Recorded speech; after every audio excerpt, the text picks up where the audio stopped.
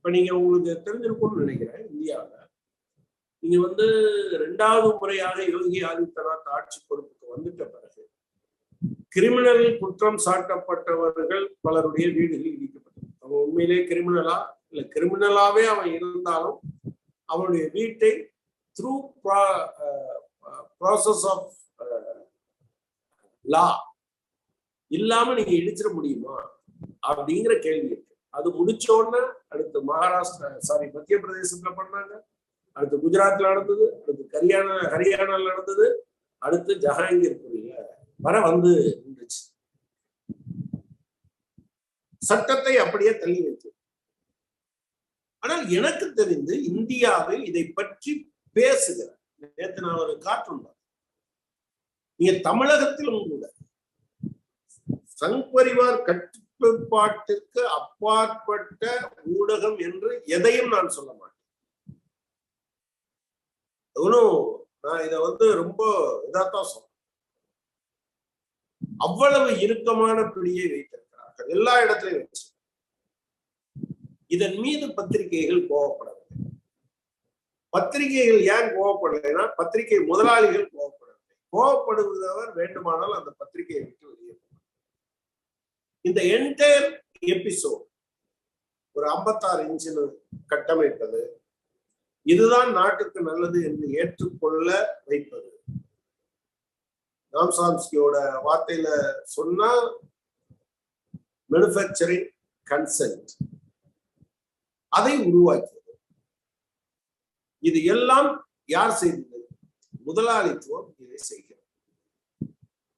முதலாளித்துவத்துக்கான எல்லா மன்மோகன் சிங்கும் முதலாளிகளுடைய அடியாள் தான். ரகுராம் ராஜனும் முதலாளிகளோட அடியாள் தான். உங்களுக்கு ஒரு நேத்து விவாதத்துலதான் நான் சொன்னேன். இந்தியாவில் ரிசர்வ் பேங்க் கவர்னராக இருந்த ரகுராம் ராஜன் முரண்பட்டுத்தான் வெளியே போனார். உர்ஜித் பட்டேல் முரண்பட்டுத்தான் வெளியே போனார்.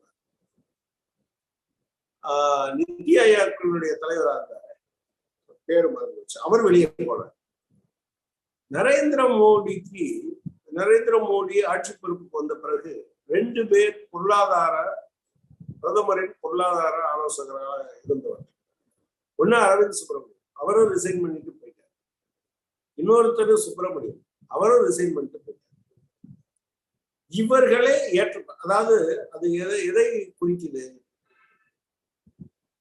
ஒரு குறைந்தபட்ச இந்த நேரத்துலதான் இன்னொன்னையும் சேர்த்து சொல்லணும். வயர் என்கிற இணைய இதழுக்கு கரண் தாப்பர் எடுத்த ஒரு பேட்டியில ரகுராம் ராஜன் என்ன சொல்றாரு அப்படின்னு சொன்னா, it is time to empower the people to fight against the government என்கிற வார்த்தையை பயன்படுத்துறாரு. It is time to empower the people to fight against the government. அதுக்கு அவர் என்ன காரணமா சொல்றாரு அப்படின்னு சொன்னா, அப்படி இருந்தால் மட்டும்தான் கோர்ஸ் கரெக்ஷனே சாத்தியம். இதே ரகுராம் ராஜன் கொஞ்ச நாளைக்கு முன்னால என்ன சொன்னார், சில வருடங்களுக்கு முன்னால, நீங்க ட்ரேட் யூனியன் கூடாது, ட்ரேட் யூனியன் ரைட் கூடாது என்று சொன்னாங்க. அப்படின்னா வளர்ச்சி இருக்குன்னு சொன்னாங்க. இப்ப என்ன சொல்றாரு, இது பெர்வென்டடா இருக்கு, டிஸ்ட்ராக்டடா இருக்கு. அவர் எழுதுற புத்தகம் உங்களுக்கு ஒண்ணு நினைவு இருக்கும்னு நினைக்கிறேன், முதலாளிகளிடமிருந்து முதலாளித்துவத்தை காப்பாற்றுவது அப்படின்னு. அவர் ஏதோ நல்ல முதலாளிய தேடிட்டு இருக்காருன்னு நினைக்கிறேன். அது ஒரு ஆட்சி மாறா. நல்ல முதலாளி என்பது ஒருத்தர் நல்லவரா இருக்க முடியும், இல்ல முதலாளியா இருக்க முடியும். நல்ல முதலாளியா ஒருத்தர் இருக்கவே முடியாது. நானே நாளைக்கு முதலாளி ஆயிட்டேன்னு வச்சுக்கோங்க பேச்சுக்கு, நான் நல்லவனா இருந்தேன்னா ஃபீல்டுல இருந்து காணாம போயிடும்.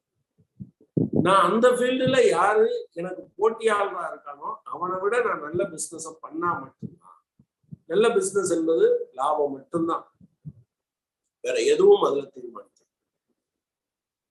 அவரு அப்படி ஒண்ணு சொன்னாரு, முதலாளிகளிடமிருந்து முதலாளித்துவத்தை பாதுகாப்பது அப்படின்னு ஒரு பேப்பர் எழுதியிருக்காரு. இவங்கெல்லாம் இங்க இருந்து முரண்பட்டு வெளியே போறாங்க. ஆனால் இந்தியாவில் இருக்கக்கூடிய பத்திரிகைகள் இதை பற்றி எழுதுறாங்க. நேற்று ஒரு கார்ட்டூன் நான் பார்த்தேன். ஒரு மெயின் ஸ்ட்ரீம் மீடியான்னு போட்டு அவர் கேட்கிறார், ஒரு பேனா வைக்கிறவர்கிட்ட, இந்த பேனா என்ன விலைக்கு நீங்க விற்கிறீங்க?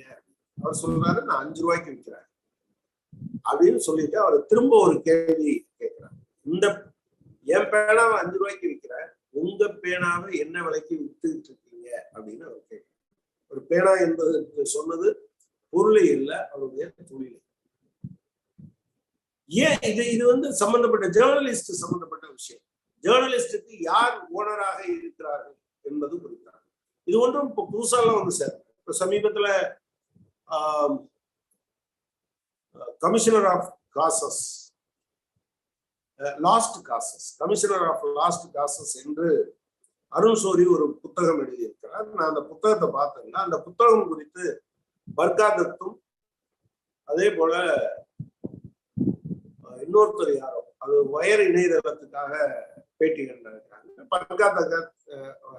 பர்காதத் வந்து மோஜோ ஸ்டோரிக்கு பண்ணியிருக்காங்க. 2 இன்டர்வியூமே நல்ல இன்டர்வியூ.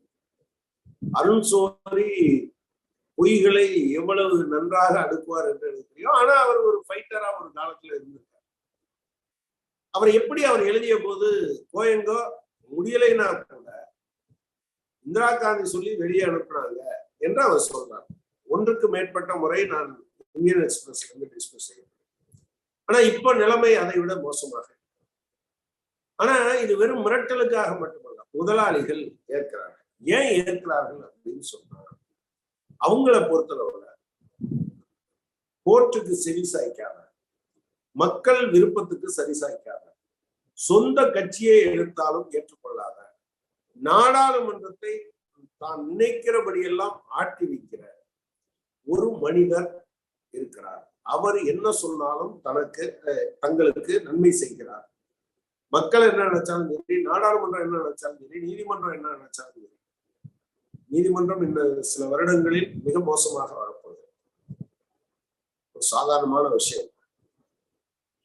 இவங்க இதை முன்வைக்கிறார். இப்போ என்ன இருக்கு அப்படின்னு சொன்னா, ஒரு கார்ப்பரேட் ரூட் தொடர்ச்சியாக நடக்கும். நீங்க இல்லைன்னா லாபத்துல இருக்கிற எல்ஐசியை விற்கிறதுக்கு என்ன நியாயம் இருக்க முடியும்? அரசினுடைய முதலீடு வெறும் 5 கோடி தான். ஆனா இப்ப அதனுடைய சொத்து மதிப்பு 39 லட்சம் கோடி.